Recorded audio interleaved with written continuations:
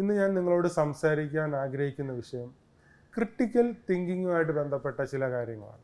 അതായത് എന്താണ് critical thinking എന്ന് വെച്ചാൽ വിമർശനാത്മകമായിട്ടുള്ള ചിന്ത.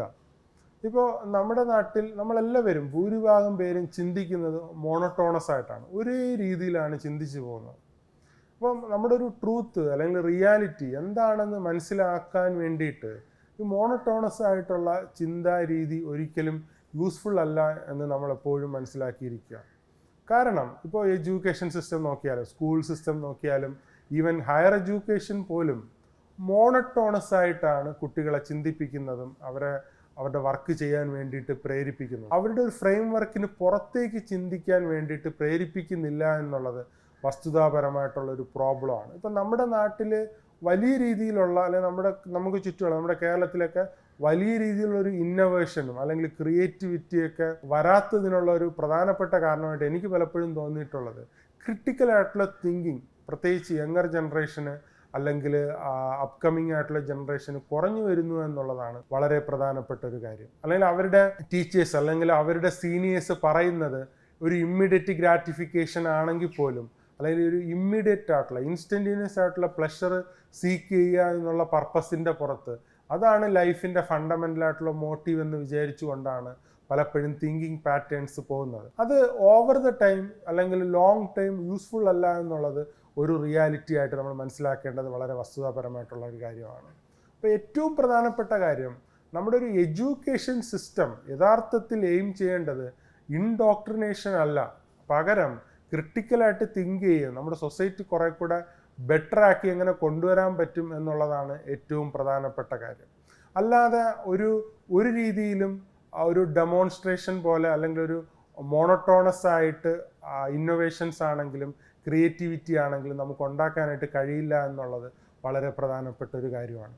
അപ്പോൾ അതിൽ ഏറ്റവും വലിയൊരു മാർക്കർ എന്ന് പറയുന്നത് pay attention to your contradictions എന്നുള്ളതാണ്. അതായത് നമ്മൾ ചിന്തിക്കുന്നതും മറ്റുള്ളവർ പറയുന്നതും അല്ലെങ്കിൽ നമ്മുടെ ഉള്ളിലുള്ള രണ്ട് ആശയങ്ങൾ തമ്മിലുള്ള കോൺട്രഡിക്ഷൻസിനകത്ത് നമ്മൾ ശ്രദ്ധ കേന്ദ്രീകരിക്കുക എന്നുള്ളതാണ്.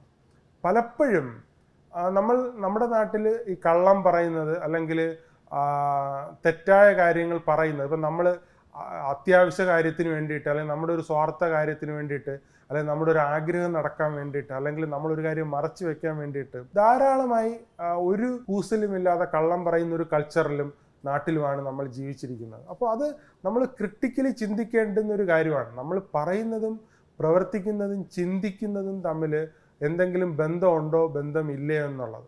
അത്തരത്തിലുള്ള തോട്ട് ലോസ് അല്ലെങ്കിൽ കോൺട്രഡിക്ഷൻ, അവോയ്ഡ് കോൺട്രഡിക്ഷൻസ് എന്നുള്ളതാണ്.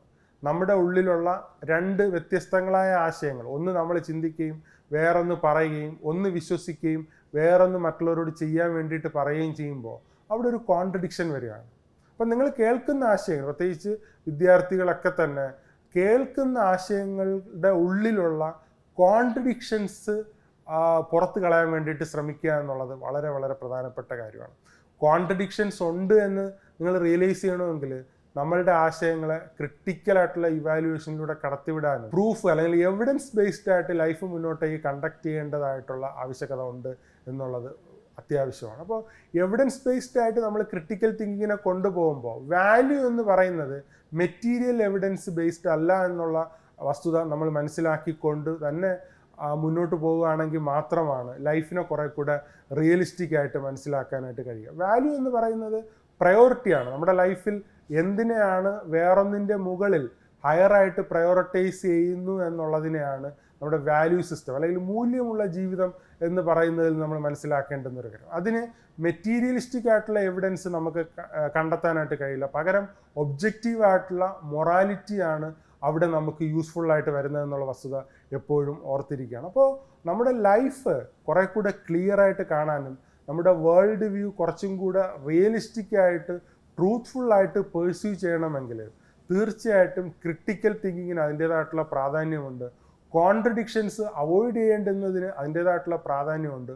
ഓണസ്റ്റ് ആയിട്ട്, സീരിയസ് ആയിട്ട്, സിൻസിയറായിട്ട് ലൈഫ് മുന്നോട്ടേക്ക് കൊണ്ടുപോകുകയാണെങ്കിൽ മാത്രമാണ് ഒരു റിയൽ ആയിട്ടുള്ള അല്ലെങ്കിൽ ഒരു ഫങ്ഷനിങ് ഫുള്ളി ഫങ്ഷനിങ് ആയിട്ടുള്ള അല്ലെങ്കിൽ ഒരു മാക്സിമം കോൺഷ്യസ്നെസ് ഉള്ള ഒരു ലൈഫ് നിങ്ങൾക്ക് ഉണ്ടാവുക എന്നാണ് എനിക്ക് നിങ്ങളോട് പറയാനുള്ളത്. അങ്ങനെ വളരെ ബ്യൂട്ടിഫുൾ ആയിട്ടുള്ള, ബ്ലെസ്ഡ് ആയിട്ടുള്ള, ത്രില്ലിംഗ് ആയിട്ടുള്ള ഒരു ലൈഫ് നിങ്ങൾക്ക് ഉണ്ടാവട്ടെ എന്ന് ഞാൻ ആത്മാർത്ഥമായിട്ട് ആശംസിക്കുന്നു. Thank you so much.